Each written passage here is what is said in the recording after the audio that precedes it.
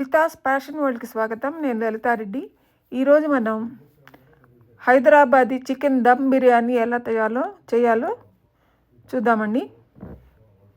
చూడండి ఎంత చక్కగా వచ్చిందో, చాలా టేస్టీగా కూడా ఉంది. మీరు కూడా చూడండి.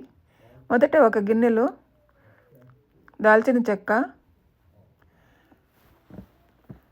ఏలకులు,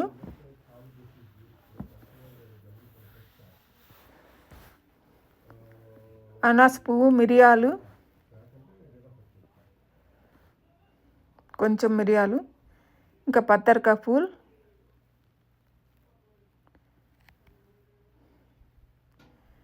లవంగాలు, జాపత్రి,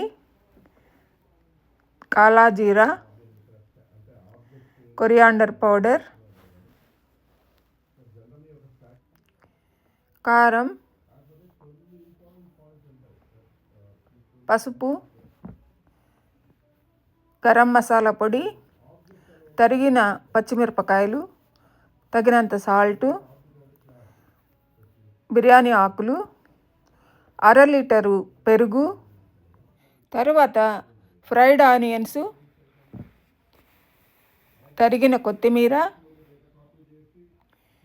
అల్లం వెల్లుల్లి పేస్టు, ఇంకా 6-7 టేబుల్ స్పూన్ల కుకింగ్ ఆయిల్ కూడా వేసి చక్కగా చేత్తో కలుపుకోవాలి, బాగా కలిసేటట్టుగా. తర్వాత అందులో చికెన్ లెగ్ ముక్కలని ఈ విధంగా ఘాట్లు పెట్టుకోవాలి. చికెన్ ముక్కలకు కూడా పెట్టుకున్న తర్వాత అందులో వేసేయాలి. ఆ మసాలా మిశ్రమంలో అన్నీ వేసేసి చక్కగా మళ్ళీ బాగా కలిసేటట్టుగా కలిపి 1 గంట సేపు నానబెట్టుకోవాలి. తరువాత కన్వెన్షనల్ అవన్ని 400 డిగ్రీలు ఫారెన్హైట్ దగ్గర ప్రీహీట్ చేసి ఈ అల్యూమినియం డిష్ని బాగా కవర్ చేసి అల్యూమినియం ఫాయిల్తో అవెన్లో 45 మినిట్స్ బాగా ఉడకబెట్టుకోవాలి. తర్వాత పొయ్యి మీద బాస్మతి రైస్ పెట్టి ఎక్కువ నీళ్లు పోసి ఈ మసాలాలన్నీ వేసి మళ్ళా ఆయిల్ 4 టేబుల్ స్పూన్స్ కూడా వేసి సాల్ట్ కూడా వేసి ఉడికించుకోవాలి. ఈ లోపల ఈ ముక్కలన్నీ చక్కగా 40 మినిట్స్ పెట్టాం కదా, ఉడికిపోయి ఉంటాయి. తర్వాత ఈ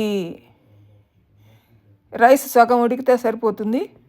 ఆ ఉడికిన రైస్ని చిల్లుల గరిటతో తీసి చక్కగా ఉడికిన చికెన్ ముక్కల మీద పరుచుకోవాలి. నీళ్ళు లేకుండా చేసుకొని, కొద్ది నీళ్ళున్నా పర్వాలేదు వేసేయచ్చు. ఈ విధంగా చక్కగా వేసుకోవాలి.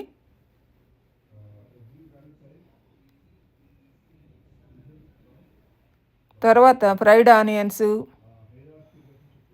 కొద్దిగా నీళ్లు కలిపి నానబెట్టిన సాఫ్రాన్ నీళ్లు కూడా కొంచెం చల్లుకోవాలి, మంచి కలర్ వస్తుంది.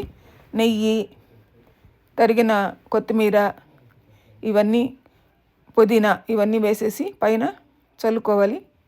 చక్కగా నెయ్యి కూడా వేసుకోవాలి. ఈ విధంగా వేసుకొని మళ్ళా అల్యూమినియం ఫాయిల్తో చక్కగా కవర్ చేసి గాలిపోకుండా మళ్ళా ఓవెన్లో పెట్టి 40 మినిట్స్ దాన్ని ఆ విధంగా ఉడకబెట్టుకోవాలి.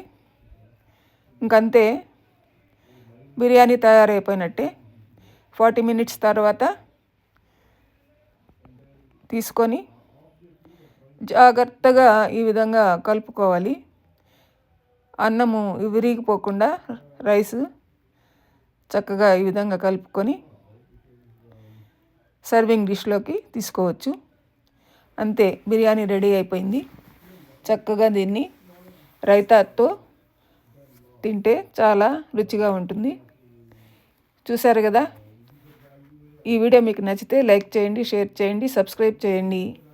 మీ అభిప్రాయాన్ని కామెంట్స్ ద్వారా నాకు తెలియజేయండి. తప్పక తెలియజేస్తారు కదా.